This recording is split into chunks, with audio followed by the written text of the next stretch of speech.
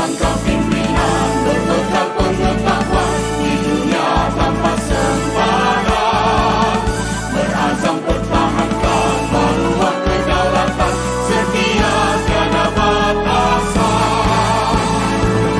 Ikrar dipegang teguh, kami tak akan patuh memacu Malaysia ke mercu sejahtera. Tuju wawasan kita cemerlang, capai gemilang kita terbilang.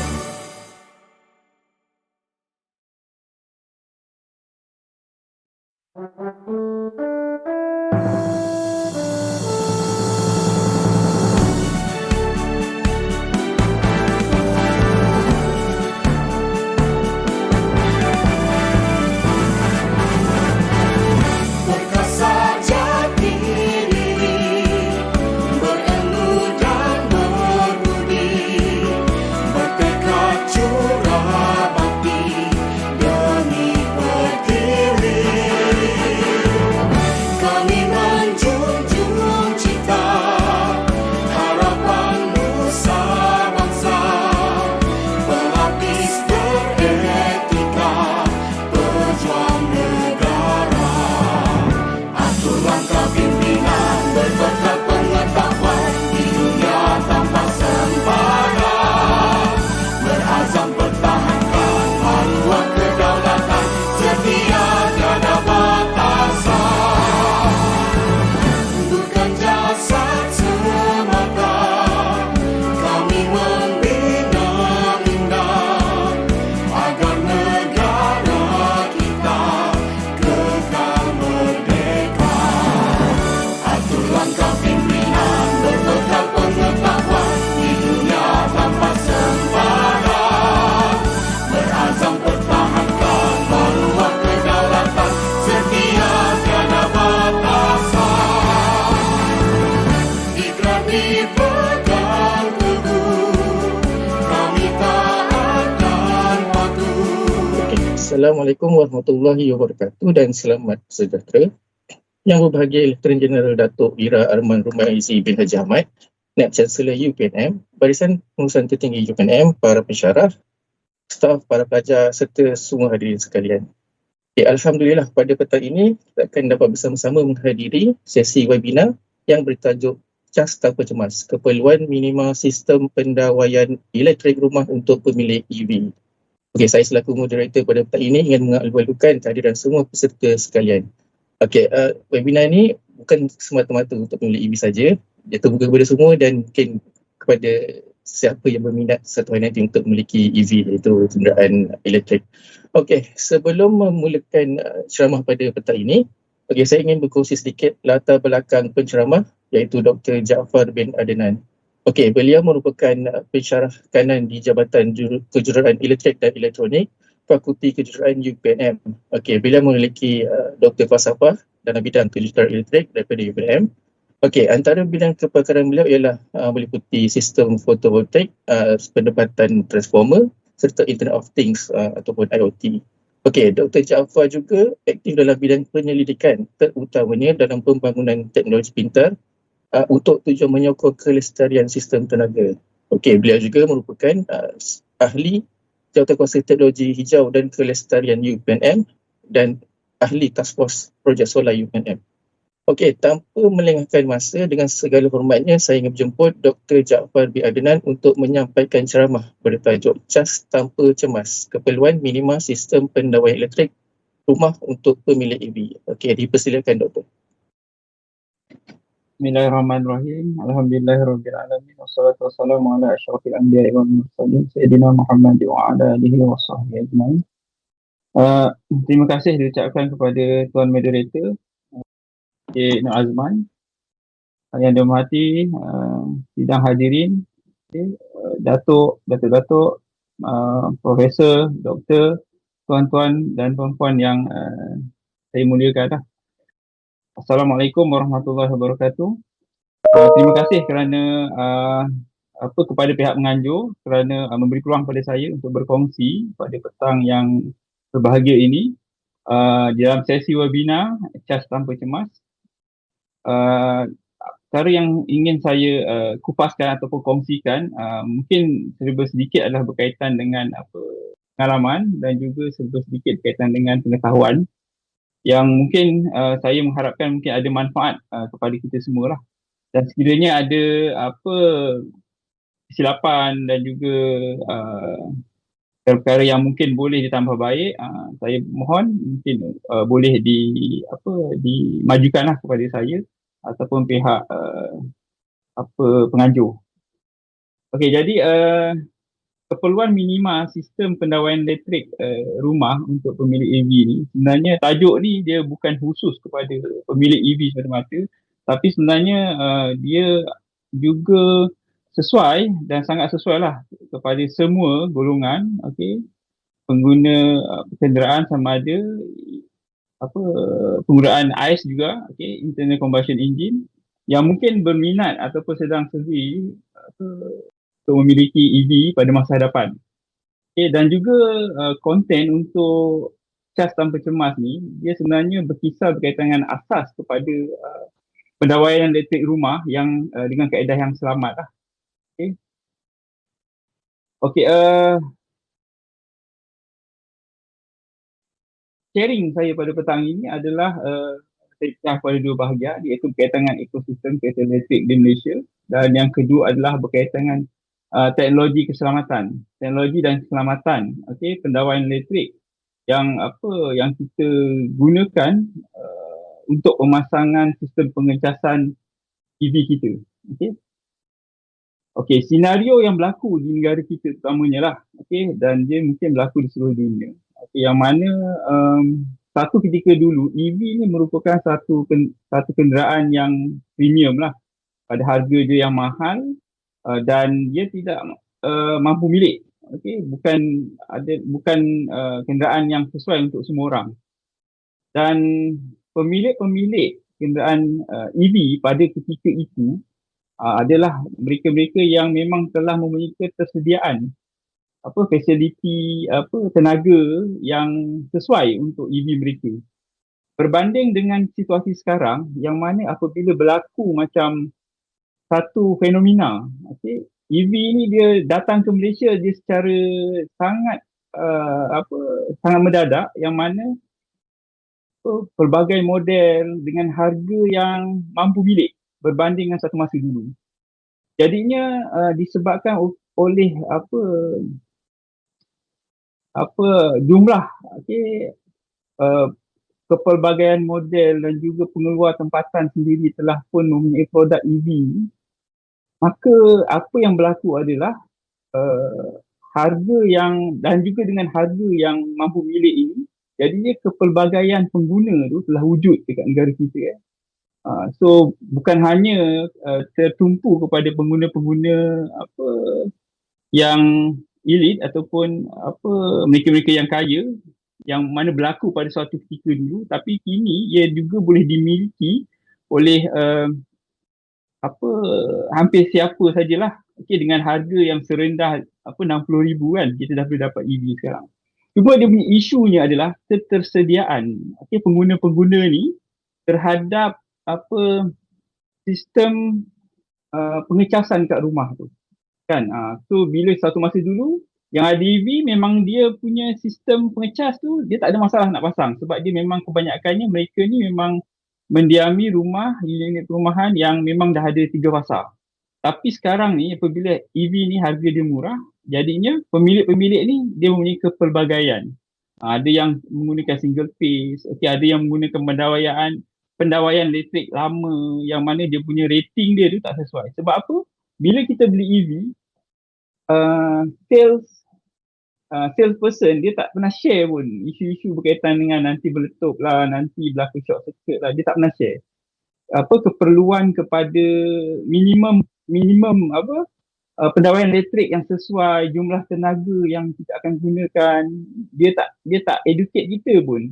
Okey, nanti balik rumah kena check berapa sekarang ni jumlah tenaga dekat rumah yang kamu dah gunakan, berapa balance yang tinggal yang sesuai untuk EV kamu, tak ada. Mereka ni nak jual. Jadi siapakah yang bagaimana pengguna-pengguna ni nak dapatkan maklumat-maklumat ni kan. Mereka kena ada effort sendiri lah. Dan mungkin petang ni adalah satu platform yang saya kira mungkin ada manfaat lah untuk saya bicarakan benda ni. Tidak pun kita boleh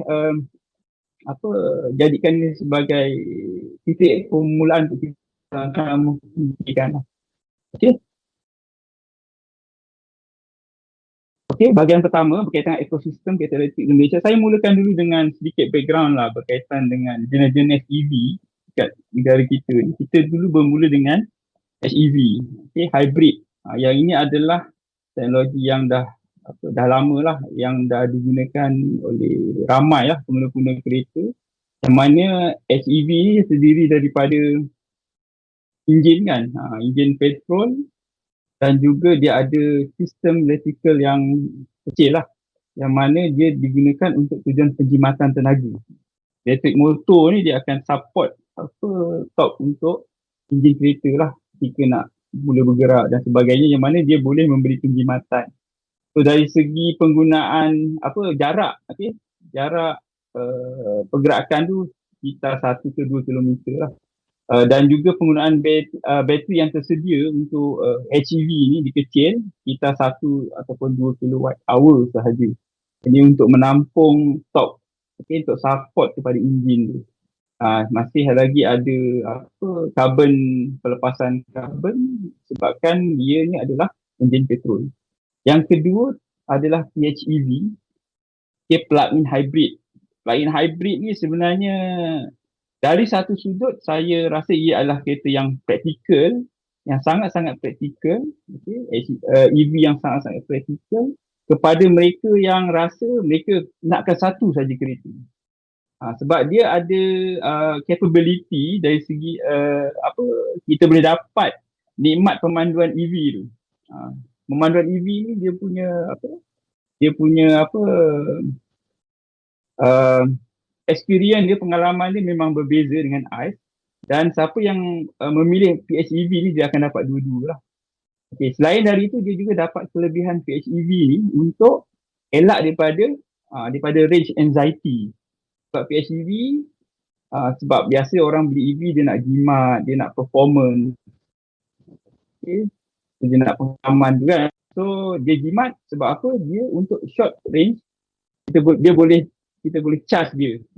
Kita boleh charge dia. So kalau untuk pergi balik kerja kita gunakan elektrik lah, tak payah guna petrol. Tapi untuk long distance kita pakai petrol.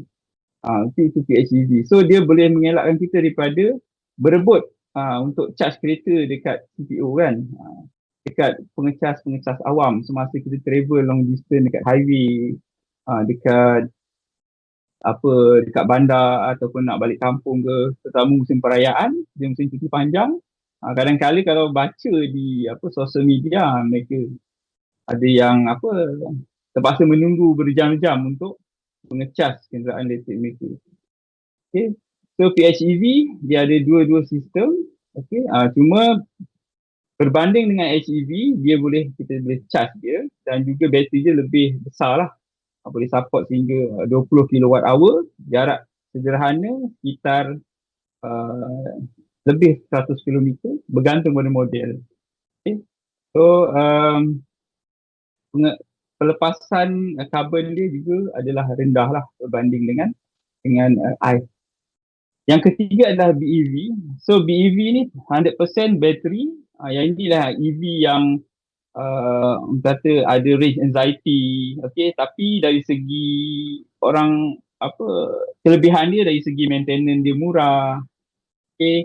Berbanding dengan PHEV tadi, maintenance dia of course lah dia lebih tinggi sebab dia ada engine ICE dan juga ada dia lebih tinggi.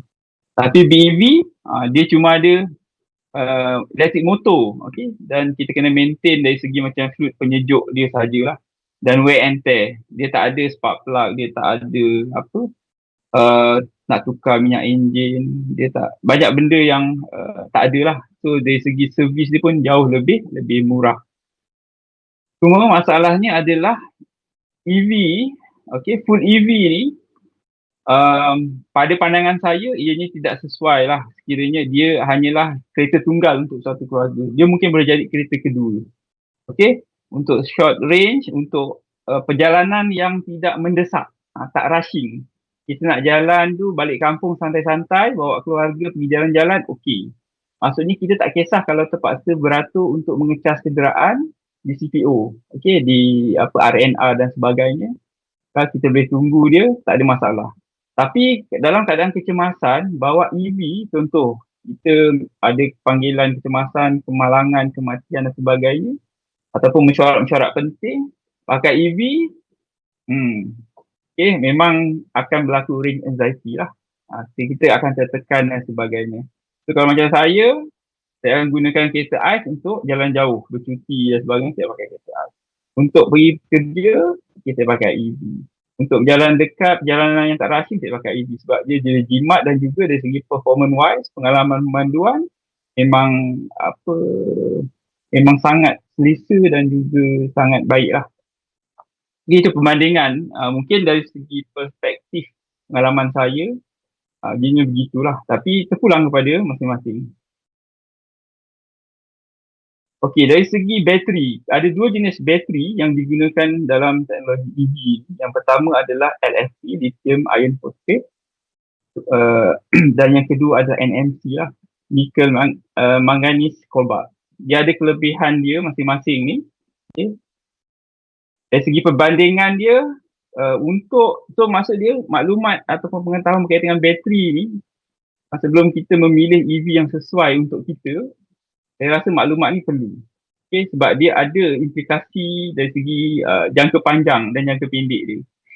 Okay, kalau kita lihat LFP dari segi ketumpatan tenaga dia, ketumpatan sel dia, okay, untuk setiap 1 kilo, dia boleh menyimpan sehingga 185 watt hour. So, berbanding dengan NMC. Okay, NMC jauh lebih tinggi, iaitu sehingga 270 watt hour untuk 1 kilo. Ada punya berat dia. Okay, 1 kilo dia boleh menyimpan sehingga 270 watt hour. So NMC dia menang dekat sini. Okay, so kereta yang EV yang high performance untuk long range biasanya dia akan pakai NMC. Okay, berkaitan dengan pengurusan suhu pula, untuk LFP, dia punya suhu dia fleksibel, dia tak kritikal sangat. Dia boleh berfungsi pada suhu tinggi hingga melebihi 270 darjah Celsius. Maksud dia apa? Dari segi sistem penyejukan dia tak kritikal sangatlah dan dia lebih mudah berbanding dengan NMC yang mana dia kena kawal suhu dia sekitar 210 darjah Celsius maksimum. Okey, untuk memastikan dia fungsi bateri boleh dalam keadaan yang baik lah, yang terbaik. Dari segi kitaran hayat, SOH, okay? State of health, okay? Yang ini adalah biasanya kita digunakan benchmark dia 80%, di bawah 80% SOH dia kita consider sebagai dah bukan baik lah, okay? Dia dah tahap sederhana. Okay, 50% ke bawah kita kena replace dia. Okay? Dan untuk LFP, okay, LFP dia boleh hingga 5,000 kitaran. Okay, charging discharge, okay, satu kitaran dia boleh buat sebanyak 5,000 kitaran lah. Dan kalau ikut kajian penggunaan biasa, dia boleh bertahan hingga 10 hingga 15 tahun. Untuk kekalkan SOH ni, state of charge ni, SOH state of health ni, sehingga ianya boleh drop sehingga bawah 80%. Boleh bertahan hingga 15 tahun. Okay, dengan 5,000 kitaran. Manakala NMC dia lebih, jangka hayat dia lebih pendek lah, hingga 2,000 kitaran.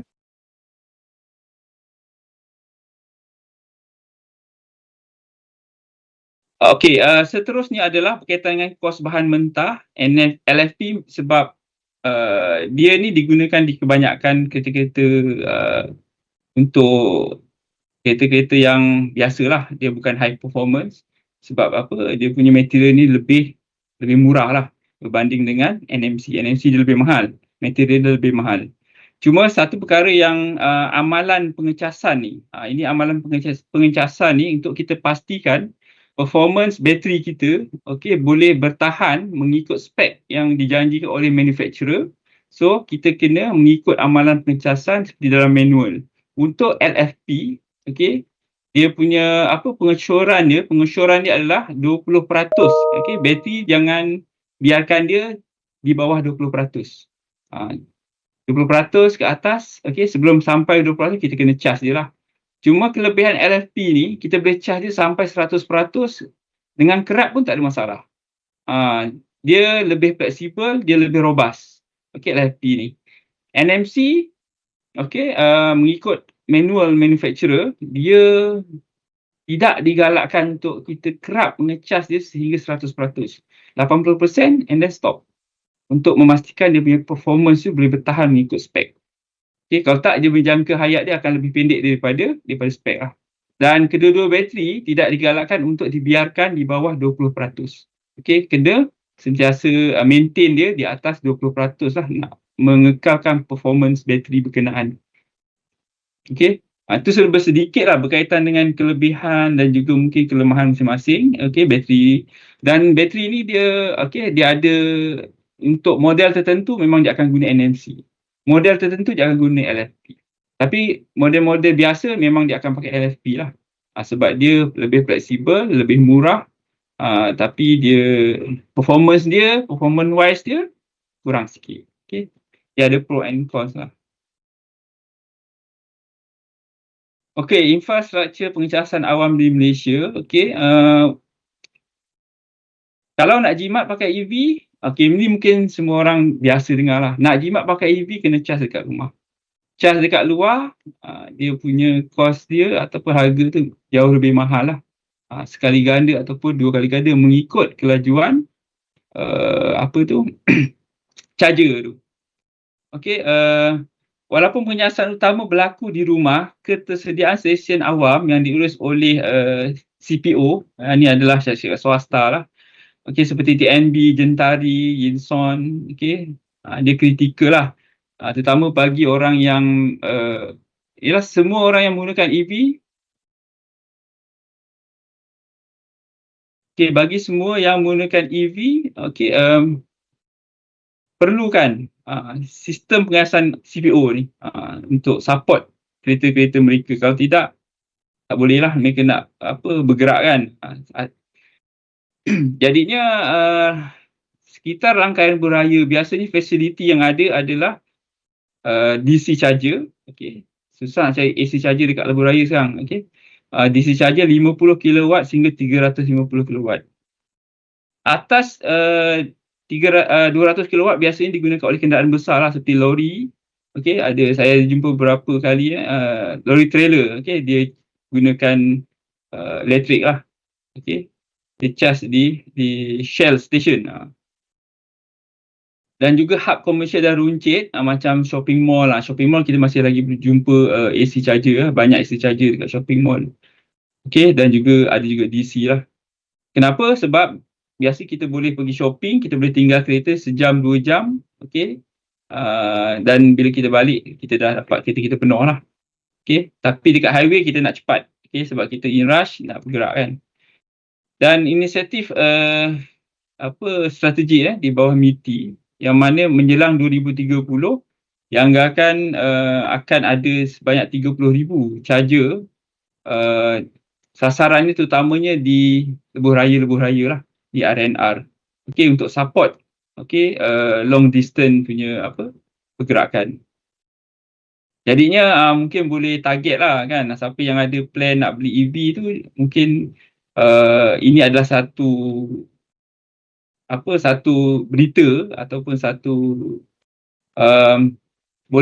kita boleh boleh dipertimbangkan sebaiknya lah, sebab memang kita bergantung pada charger luar ni lah. Perbandingan kos pengecasan EV, kalau kat rumah tu secara average, secara purata dia sebenarnya mengikut jumlah blok penggunaan kita kan. Ada 600 kW ke bawah, dia ada effective rate dia yang berbeza dengan 1000 kW ke bawah dan sebagainya. Tapi secara purata 50 sen lah Ya, nak kira mudah 50 sen per kilowatt hour. Okey, untuk cas dekat rumah. Sama ada kita pakai 7 kilowatt AC ataupun 11 kilowatt ataupun 22 kilowatt paling maksimum untuk pengecasan kat rumah. Cas kos dia sekitar 50 sen secara average per kilowatt hour. Untuk pengecasan di luar, okey, stesen awam, kalau pakai AC 22 kilowatt, so harga dia sekitar 90 sen per kilowatt hour. Okey, dan kalau menggunakan DC charger, 40 hingga 120 kilowatt, roughly secara purata dia punya kos dia adalah RM1.30. RM1.30 ke RM1.50 per kilowatt hour. So makin laju dia punya charging time dia, makin mahal. So kalau kita buat perbandingan dekat sini untuk 60 kilowatt hour capacity battery, daripada kita cas penuh, so kos dia adalah untuk pengecasan di rumah RM30. RM30. Untuk pengecasan AC di tempat awam sekitar RM54 dan untuk pengecasan DC sekitar RM78 lah. Okay, so dia plus minus lah, sekitar mungkin lebih mungkin kurang. Okay, 60 kilowatt hour ni sebenarnya adalah kapasiti bateri untuk IMAS lah, untuk IMAS 7. Okay. So kalau kita bandingkan dengan petrol, okay, kalau nak banding dengan petrol dan nakkan penjimatan tu memang kena cas kat rumah. So penggunaan dia kalau dekat cas kat luar memang tak jimat. Tak jimat dan dia spend banyak masa lah. Kalau untuk penggunaan harian, okay, pergi balik kerja, okay, dan kita bergerak dalam keadaan tak rushing, okay, tak ada masalah, bolehlah pakai. Okey, seterusnya adalah berkaitan dengan okay, slide saya hilang.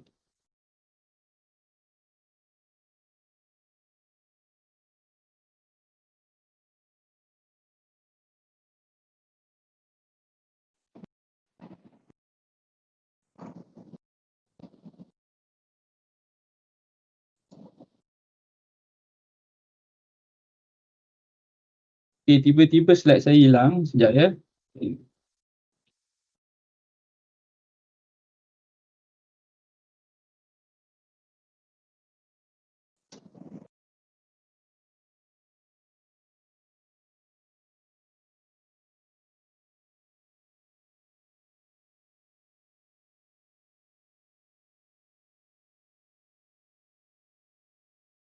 Okey, okay, sambung untuk bahagian 2 iaitu berkaitan dengan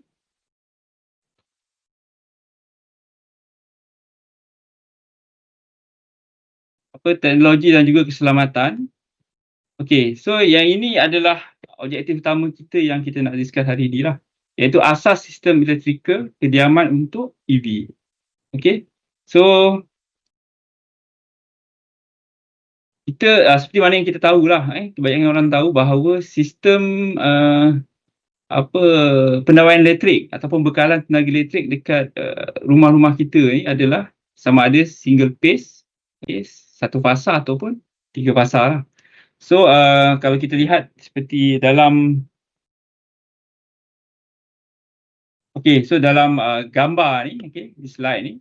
So yang gambar ni adalah gambar pertama ni adalah meter untuk single phase yang mana terdiri daripada live wire untuk yang mana bersambung dengan fuse, kotak besar ni, dan juga neutral lah.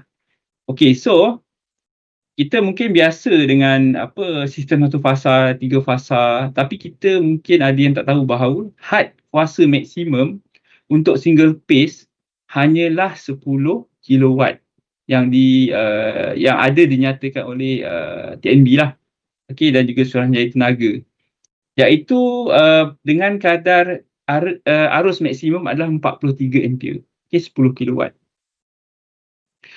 Okey, so maksud dia penggunaan semasa kita secara berterusan paling maksimum adalah 10 kilowatt. Kalau kita menggunakan lebih daripada 10 kilowatt ataupun 11 kilowatt, kita mestilah memohon untuk sistem bekalan tenaga elektrik 3 fasa. Okey. Kalau kita tak buat demikian, maka kita akan merosakkan, pada tempoh tertentu, kita akan menyebabkan kerosakan kepada pendawaian elektrik, kepada kita punya fuse box lah. Menyebabkan terbakar dan juga short. Okey, dia punya isu dia sekarang adalah seperti yang di awal perbincangan kita tadi adalah apabila harga kereta EV ni dia turun, so makin ramai orang boleh membeli EV dan kesannya adalah ketersediaan sistem bekalan tenaga yang sesuai untuk pengguna EV ni. Dan isu ni adalah terutama kepada pengguna-pengguna yang hanya memiliki sistem satu fasa. Yang mana jumlah tenaga yang boleh digunakan maksimum adalah 10 kW sahaja ataupun 43 ampere. Okey, dan untuk sistem satu fasa juga ada yang kita panggil sebagai wallbox charger yang mana untuk satu fasa maksimum wallbox tu dia boleh support sehingga 32 ampere. So keperluan untuk pengguna-pengguna ni memahami had tenaga yang dibenarkan untuk digunakan bagi bekalan satu fasa dan juga keperluan untuk menyelaras wallbox ataupun alat pengecas EV mereka ni adalah satu keperluan yang sangat kritikal lah bagi mengelak daripada berlaku kemalangan elektrik, kerosakan dan sebagainya. Okey. Untuk sistem 3 fasa, dia tidak punya masalah sebab apa? Had kuasa dia lebih daripada 10 kW yang mana current dia adalah sehingga 100 ampere untuk satu fasa. 3 fasa saja boleh support sehingga 300 ampere. Dan kapasiti EV SE ataupun EV supply equipment dia ataupun wallbox ni dia boleh digunakan dengan stabil sama ada untuk 11 kW ataupun untuk pengecas 22 kW. Untuk 3 fasa tak ada masalah. Tapi isu dia adalah lebih kepada sistem satu fasa. Okey, untuk yang gambar kedua ni adalah bekalan 3 fasa lah. Okey.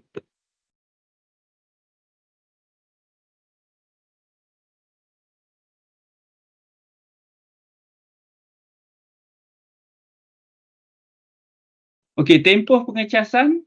Okey, kalau kita lihat tempoh pengecasan untuk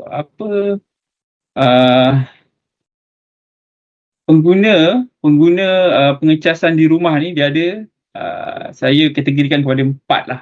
Pertama adalah soket 3 pin. Okay, kita masih ada pilihan untuk menggunakan soket 3 pin yang mana kita panggil sebagai granny charger lah.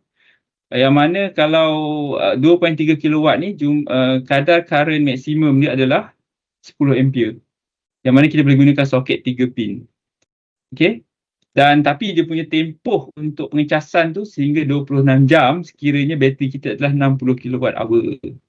Untuk sistem satu fasa yang menggunakan wallbox 7.4 kW, okey, tempoh pengecasan sehingga 8 jam. Tapi kalau untuk 3 fasa 11 kW 5.5 jam dan untuk 22 kW dia lebih cepat lah. Alright. Risiko tersembunyi berkaitan dengan soket 3 pin ni.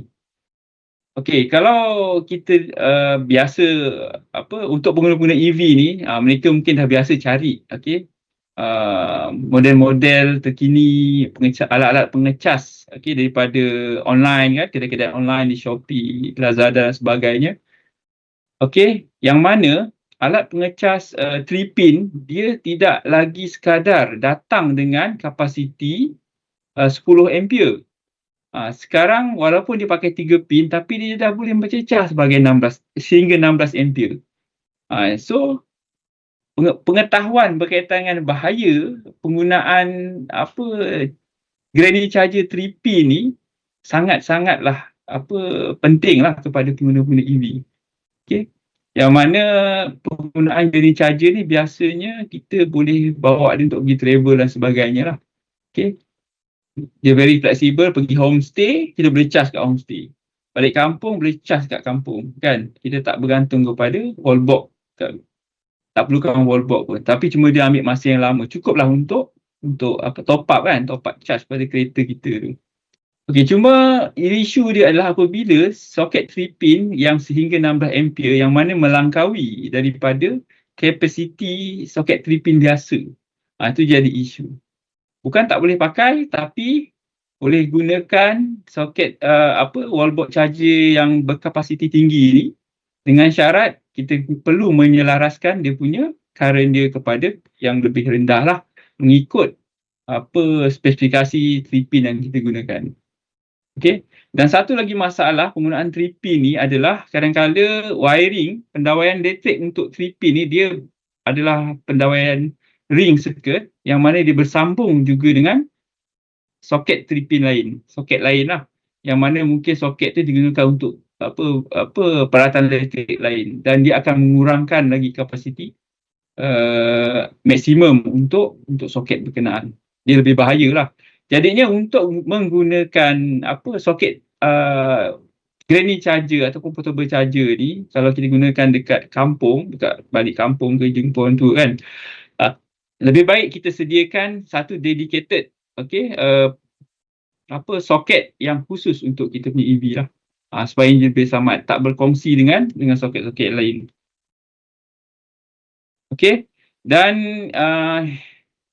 seterusnya model-model terkini granny charger ni, portable charger ni, dia dah datang pula dengan kapasiti yang lebih tinggi sehingga 7 kW yang confirm memang 3 pin tak boleh support.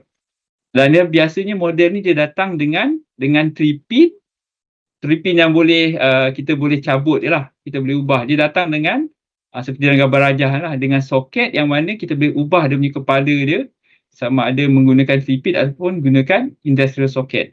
Cumanya isu dia, adakah semua orang memahami kaedah penggunaan 3 pin charger ni? Kan? Sebagai contoh lah macam saya, tiba-tiba orang lain guna kereta saya kan. So dia nak tolong saya cas, dia tengok cas tu dah ada, dia cas.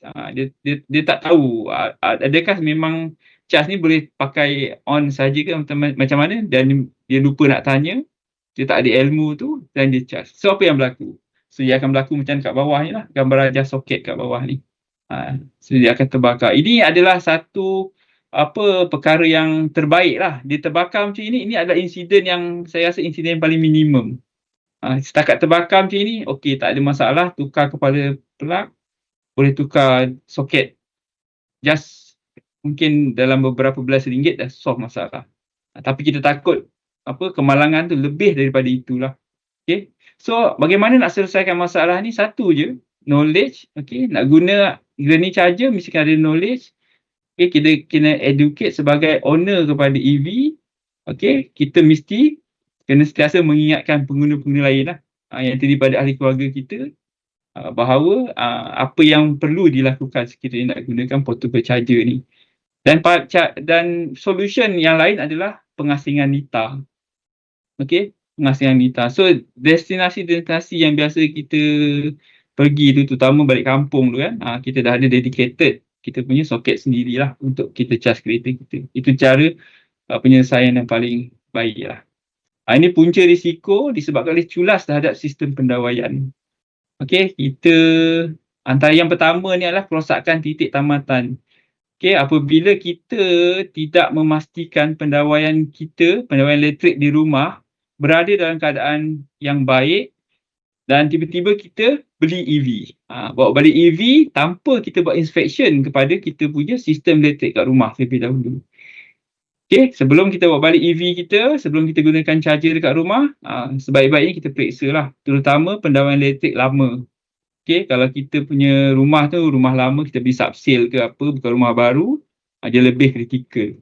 Okey, contoh macam bila high current, okey, dan pendawaian tu tak ketat kan, macam ni dia akan menjadi hotspot lah dekat bahagian yang longgar tu, menyebabkan terbakar. Okey, ini adalah gambar rajah kedua ni, foto kedua ni adalah contoh yang mana fuse rating dia tak terbakar, dia tak memutuskan fuse tapi dia terbakar pada terminal. Ini adalah berpunca daripada kotak fuse tu dia tidak support pada untuk jumlah arus yang tinggi. Sebabkan dia cair lah. Okay? material dia tu mungkin sama ada dah terlalu lama ataupun memang material yang bukan, yang kurang berkualiti. Nak ikutkan sepatutnya fuse ni dia akan putus dulu kan. Ataupun pengguna menggunakan fuse pada rate yang salah.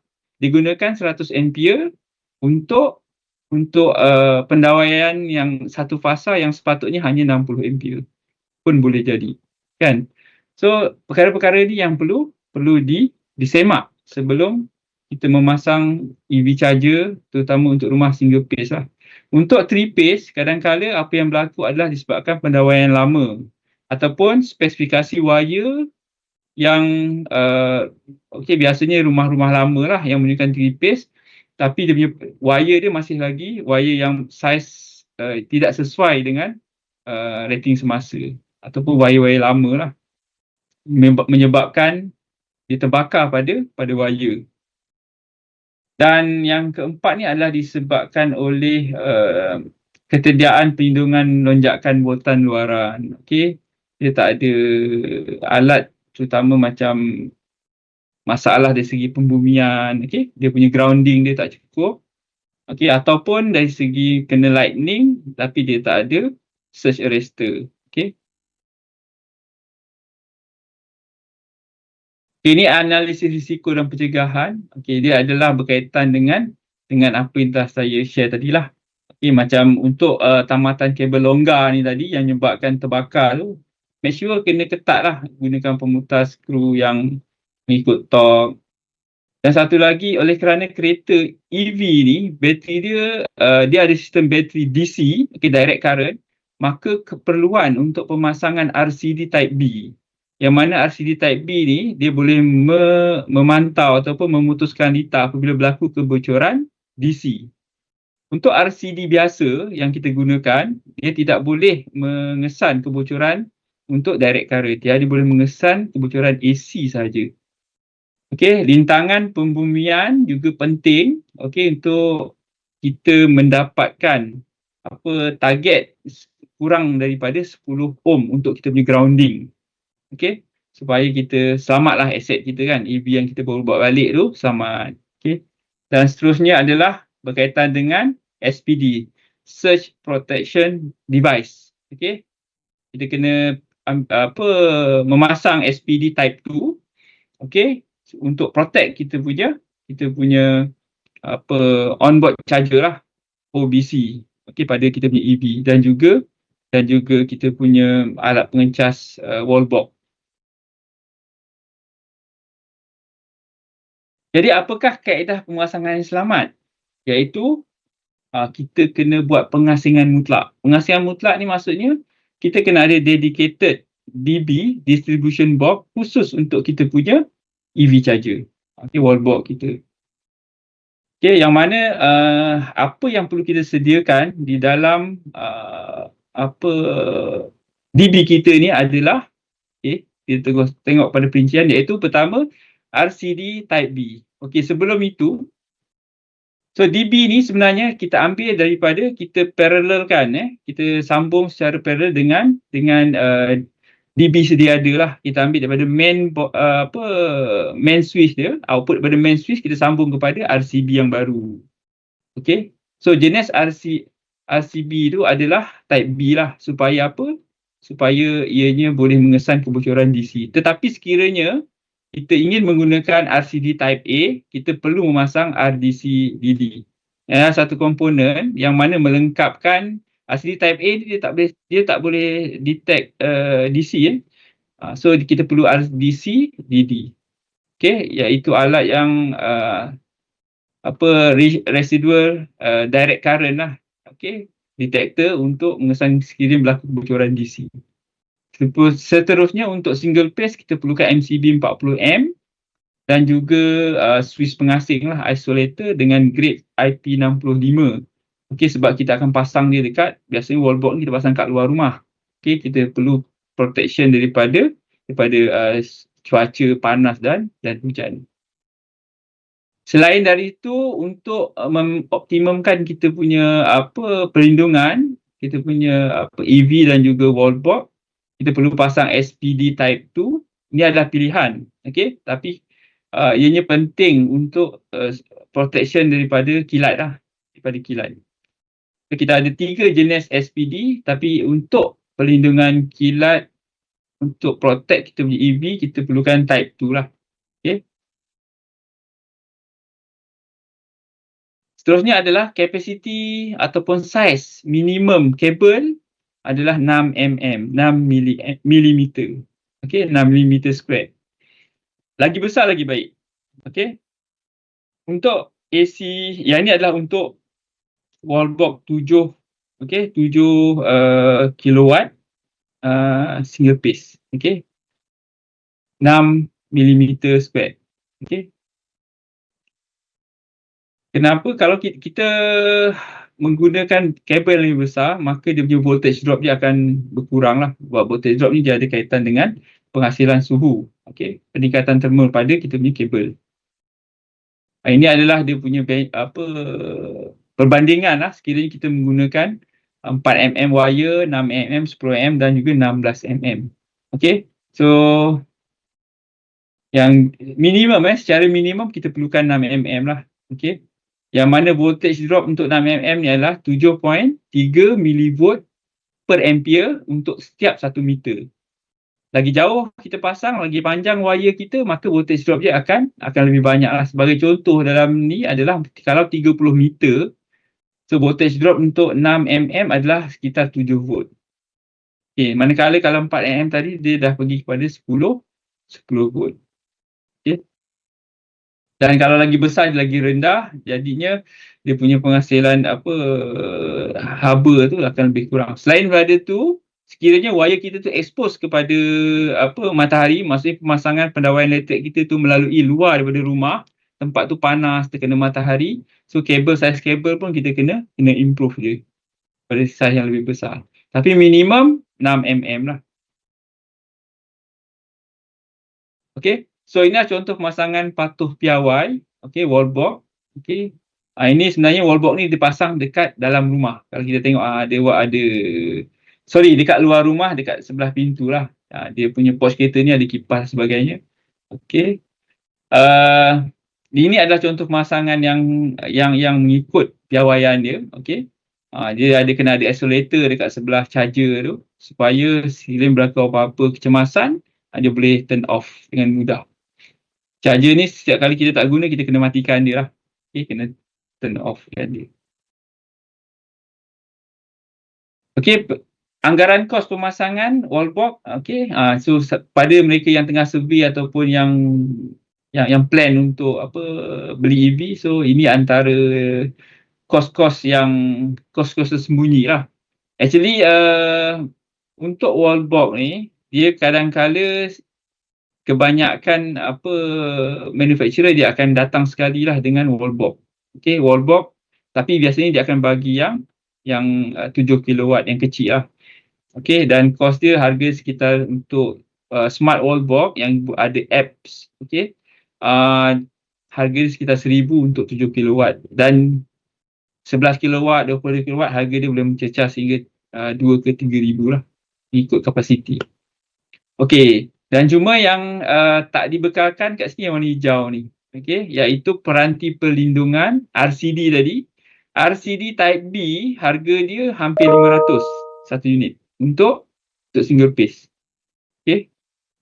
MCB tak mahal lah. MCB, SPD dia tak mahal. Tapi RCD ni memang mahal untuk EV. RCD Type A dalam 200 lebih je. Tapi Type B dia boleh mencecah 400 ke 500. Okay. Dia mahal lah. Ni kos tersembunyi kepada pembeli EV. Pendawaian kabel, okay, kabel 6 mm, harga dia agak keras lah. 1 meter mungkin dalam RM7 dan kita perlukan ikut jarak dia lah. Kalau kita single phase, maka kita perlukan 2+1, neutral, live dan juga ground. Okay, 2+1. Kalau 3 phase kita perlukan 4+1. Okay. RYB, neutral dan juga ground. So, wire tu dia boleh mencecah sehingga 700 lah. So, wire 6 mm ni dia agak mahal. Tapi kalau kita nak puas hati, pakai terus wire lebih besar daripada 6 mm lah. 9 ataupun 10 mm. Tapi memang kos permulaan tinggi. Tapi kita tak bimbang dengan masalah wayar panas, masalah wayar cair dan sebagainya. Sebab apa? Sebab charger kita ni, kita akan guna dia pada tempoh konsisten yang panjang. Kan, kita charge kereta 3 jam, 4 jam. Kalau yang 7 kilowatt, kadang-kadang mencecah sampai 8 jam. Tempoh yang panjang pada current yang tinggi. Memang kabel tu akan panas lah.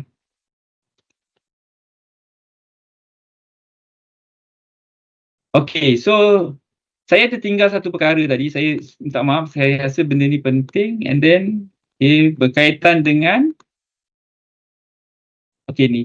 sekiranya penting untuk kita mengetahui, memahami berkaitan dengan audit tenaga dekat rumah masing-masing.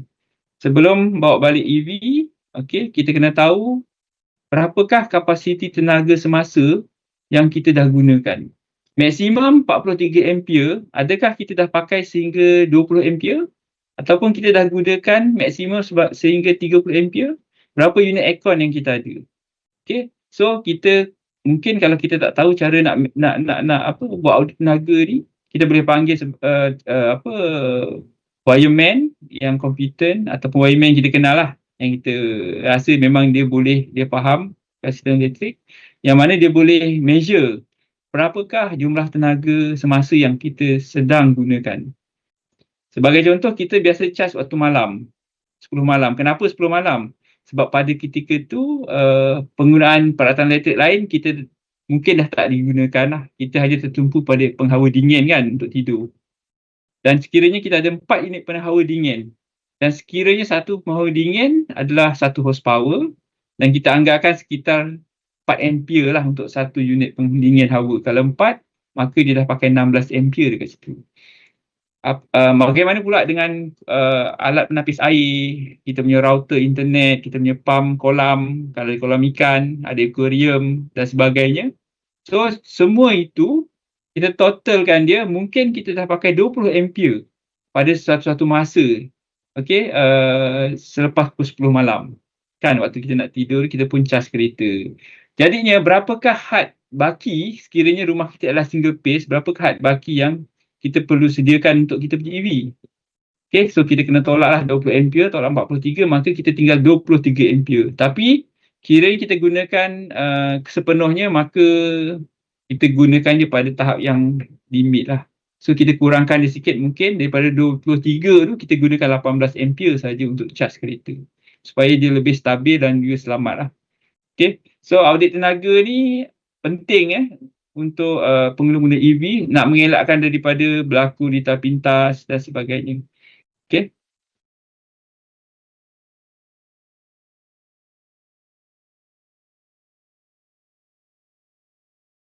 Akhir sekali rumusan. Rumusan untuk selama kita sampai ke penghujung. Charge tanpa cemas. Yang pertama, kena kenalilah kita punya EV ni. Bagi yang tengah survey, bolehlah kenal pasti jenis bateri, kenal pasti feature-features yang ada tu. Selain daripada keseronokan pemanduan, jadi kena tahu juga rumah kita ni sesuai tak dia punya sistem elektrik dengan EV yang kita nak bawa balik ni. Kalau tak sesuai, kena do something lah. Upgrade kepada 3 fasa adalah cara yang paling terbaik lah. Tapi memerlukan kos. Kos yang agak tinggi lah nak upgrade daripada single phase kepada 3 phase. So yang kedua, memahami pendawaian elektrik rumah. Tadi saya sebut tadi yang kedua. Yang ketiga adalah pastikan pemasangan EV supply equipment ni yang selamat lah, mengikut spesifikasi yang dicadangkan tadilah, dengan menggunakan LCD Type B, menggunakan MCB yang sesuai, dan juga memasang alat surge protection yang sesuai lah. Dan yang keempat adalah selalu peka dan lakukan pemantauan berkala terhadap sistem pendawaian elektrik. Kalau ada bau hangit ke apa ke, cari. Kalau ada bunyi-bunyi seperti short ke, kena carilah, kena identify. Saya kira sekadar itu untuk perkongsian saya yang mungkin tak seberapa, tapi semoga ada manfaat lah. Sekian, terima kasih. Assalamualaikum. Okey, terima kasih diucapkan kepada Dr. Jaafar atas perkongsian yang sangat bermanfaat dan beri info yang sangat berguna kepada kita daripada jenis-jenis EV sehingga kadar dan tempoh perjasan, dan yang paling penting sekali adalah persediaan yang perlu dilakukan oleh individu di rumah untuk sesiapa yang ingin memiliki EV. Okey, sekarang kita balik ke sesi soal jawab. Okey, soalan pertama. Okey, kenapa tak boleh biarkan bateri kurang 20% dan macam mana ia boleh memberi kesan kepada state of charge dan state of health bateri? Okey, itu soalan yang orang bilang bateri kena jawab tu. Okey, actually saya tak bukan pakar dalam bidang bateri ni. Cuma kalau mengikut spesifikasi daripada penghilang, itu adalah dia punya keperluan dia lah. Bateri kalau terlalu rendah, dia akan menyebabkan dari segi keupayaan dia mengecas tu, dia akan lebih jangka hayat dia akan menjadi lebih pendek lah. Tapi dari segi macam tidak balas kimia dan sebagainya tu, kena tanya pakar bateri. Terima kasih soalan. Okey, soalan seterusnya berkenaan penggunaan EV untuk penduduk high rise. Okey, adakah sesuai untuk sesiapa yang tinggal di bangunan high rise untuk membeli kereta EV ini? Okey, yang itu untuk penduduk high rise dia bergantung lah. Ada orang beli EV untuk apa? Ada orang beli EV untuk performance, untuk pengalaman pemanduan dia, sebab pemanduan EV ni memang berbeza, jauh berbeza dengan pemanduan ICE. Okey, dari segi macam acceleration, dia punya features dia kan, dia punya infotainment, kita boleh jadikan dia sebagai macam kapsul untuk berehat. Okey, dia tak ada masalah pencemaran karbon monoksida ketika kita berada dalam kabin pada tempoh yang lama. Kita nak tidur dalam dia pun boleh kan. Itu adalah satu pilihan. Tapi kalau kita melihat dari segi kos, kos cas, dia jauh lebih penggunaan tenaga tu berbanding dengan ICE, penggunaan petrol pula kena kod pula, petrol bersubsidi. Sebenarnya petrol bersubsidi dia lebih jimat lah berbanding dengan kita cas dekat luar. Siapa yang memang dia landed, dia memang cas kat rumah, dia memang menikmati penjimatan optimum lah. Walaupun dia pakai petrol subsidi pun tak boleh tandingi dia punya penjimatan. Okey. Tapi kalau yang duduk high rise, so terpulang lah kalau dia nak apa objektif, kembali kepada objektif. Dia sesuai je kembali kepada objektif. Dan pada saya, kalau EV ni, dia untuk kereta yang kedua lah, bukan yang pertama. Yang pertama hanya untuk dia. Okey. Okey, ada satu lagi soalan. Doktor, kenapa AC mengambil masa yang lebih lama untuk mengecas berbanding DC? Okey, DC charger biasanya dia punya kapasiti aliran arus tu dia lebih tinggi lah berbanding dengan AC. AC pun paling maksimum 22 kilowatt saja. DC boleh sehingga 50 dan boleh sehingga tadi 300 kilowatt, yang mengambil masa beberapa sangat pantas lah. Tapi untuk AC dia mengambil masa yang lama disebabkan oleh kapasiti arus tu yang dibenarkan. Sebab kereta tu dia sebenarnya kalau kita cas menggunakan AC, pada kenderaan tu dia ada onboard charger. So onboard charger tu kapasiti dia untuk tukar daripada AC kepada DC tu, dia ada dia punya capabilities dia. Okey. Dan ianya berbeza untuk setiap model lah. Kan, kalau macam siapa yang pakai BMW, pakai Tesla, dia punya onboard charger itu berbeza dengan siapa yang pakai IMAX 5, IMAX 7, dia lebih perlahan lah. Okey.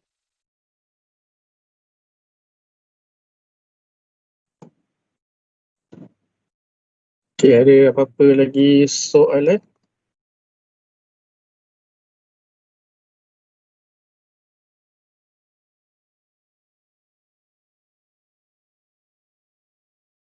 Okay, saya rasa itu saja. Okay, kalau dah tak ada apa-apa soalan, itu saja. Tu ada satu lagi tu soalan tu. Apa tu? Last kali ni. Oh, saya rasa ni Sudah jawab pendapat kot. Ada komen katanya Oh, PHEV. jadi PHEV ni paling fleksibel. Betul, PHEV. So ada pandangan? Pada pandangan saya, PHEV memang siapa yang yang nakkan peace of mind pakai PHEV. So dia dapat performance wise dari segi pemanduan EV. Okay, and then dia juga dapat mengelak daripada range anxiety. So dia boleh pakai EV sampai bateri dia habis, kemudian dia akan sambung dengan pakai engine ICE dia lah. Cumanya dari segi maintenance dia akan lebih lah. Itu je. Dan bateri teknologi ni kalau kita lihat, kalau kita menyingkap kembali satu masa dulu, even HEV, hybrid EV pun sekarang diorang dah start tukar bateri. Tapi bila diorang tukar bateri, tak adalah semahal bateri harga yang digembar-gemburkan suatu ketika mereka mula pakai bateri. Pakai HEV dulu kan, ada kata sampai sekali tukar sampai 18,000, 15,000. Sebenarnya teknologi bateri itu sendiri dia tak perlu tukar satu set. So dia akan tukar part by part yang rosak saja. Dia akan buat diagnose and then dipilihlah yang mana yang rosak, ganti yang tu je lah. Okay. Jadinya insyaAllah mungkin kita mengharapkan teknologi bateri ni sampai satu masa nanti dia akan juga lebih murah. Okay, bateri sama ada ambil masa lagi 5 tahun ke 10 tahun ke, tapi yang penting warranty manufacturer sampai 8 tahun lah. Harap lepas tu jadi murah lah kan. Kalau tak, tak apalah nak buat macam mana. Okay, tapi biasanya teknologi tu begitulah. Dia akan mature dan dia akan ada benda-benda baru dan yang lama akan jadi lebih murah. Okay, itu saja dari saya. Ada soalan lagi, 2 soalan Doktor, boleh ke? Boleh. Kalau boleh jawab lah. Tak Okay. semua boleh jawab. Pada pandangan Doktor, patutkah semua rumah baru direka dengan future ready EV circuit walaupun pemilik belum mempunyai EV? Okey, sebenarnya future ready ni circuit dia akan menambah kos rumah dan tak semua owner dia bersedia nak pakai EV kan. Cumanya dari segi macam paling minimum rumah-rumah sekarang sepatutnya kena ada 3 phase lah instead of single phase. Kan? Sekarang ni rumah masih ada lagi yang single phase. Okey, rumah landed ni kan. Tapi patutnya rumah landed ni kena ada dah kena 3 phase lah semua kan. Jadinya untuk daripada 3 phase nak pasang nak upgrade kepada sistem EV tu, kos dia tak begitu tinggi lah. Okay. Cuma mungkin satu benefit kepada buyer sekiranya ataupun satu kaedah promosi oleh pemaju perumahan, mungkin dia boleh lah sertakan EV charger sekali ke ataupun point untuk EV. Macam satu masa dulu aircon bukan keperluan, tapi ada setengah pemaju je start pasang aircon point dekat rumah. Sampai sudah orang tak pasang aircon pun tak apalah. Itu sebagai satu kelebihan kepada rumah tu kan. Ada aircon point, sudah tak perlu nak hack rumah untuk pasang aircon. Mungkin EV pun boleh buat begitulah kan. Pemaju boleh sediakan fasiliti untuk wiring EV tu dah ada. Okay, tapi wallbox tu nanti bila owner ada EV dia pasang lah. So dia boleh meminimumkan kos untuk owner. Satu benda yang baik lah tu. Okey, soalan terakhir untuk petang ni Okey, dekat China ada teknologi cas EV sepantas isi minyak. Dalam jangka panjang ada kesan tak kepada sistem charger EV tersebut? Okey. Ya, saya ada juga baca berkaitan dengan kaedah dia battery swap kan. Ada kaedah battery swap dan juga ada yang memang fast charging. Sebenarnya fast charging, DC charging ni dari segi pembacaan saya, dia tidak boleh, kalau kita kerap menggunakan fast charging, sebenarnya dia ada kesan yang kesan jangka panjang kepada bateri kita lah dari segi jangka hayat dia. Okay, sebab fast charging dia akan menyebabkan peningkatan suhu yang mendadak. Okay. Of course kita memang ada sistem penyejukan untuk bateri kita.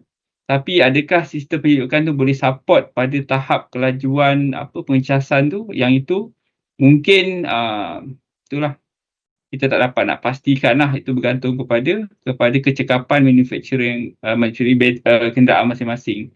Tapi dari segi jangka panjang, kalau kita kerap menggunakan fast charging, sebenarnya dia memberi kesan yang dengan arti kata lain boleh memendekkan bateri itulah, bateri EV kita. Okay. Fast charging tu maksudnya kalau kita setakat pakai yang 40 kilowatt ke, yang pakai 80 kilowatt ke 100 kilowatt, saya rasa dia okey je. Tapi ada yang sampai 200 kilowatt kan. Kalau siapa yang terdesak macam rushing, memang dia akan pakai lah tu. Dan selain daripada tu, dia punya cas dia pun mahal. Kan, lebih tinggi. Okey. Itu saja pendapat saya lah. Mungkin tak tepat, tapi itu sekadar yang saya tahulah. Okey, dengan soalan terakhir tersebut, saya rasa kita dah sampai ke penghujung webinar pada hari ini. Okey, untuk peserta dari UPNM, sekali lagi diingatkan untuk mengisi borang maklum balas di ruangan chat. Okey, bagi pihak penganjur, saya ingin merakamkan setinggi-tinggi penghargaan dan ucapan terima kasih kepada Dr. Jaafar atas kesudian berkongsi ilmu dan pengalaman bersama kita pada petang ini. Dan terima kasih juga kepada semua peserta yang sudi menyertai webinar ini. Okey, sebelum kita tamatkan, mungkin ada sesi bergambar. So, minta Ya,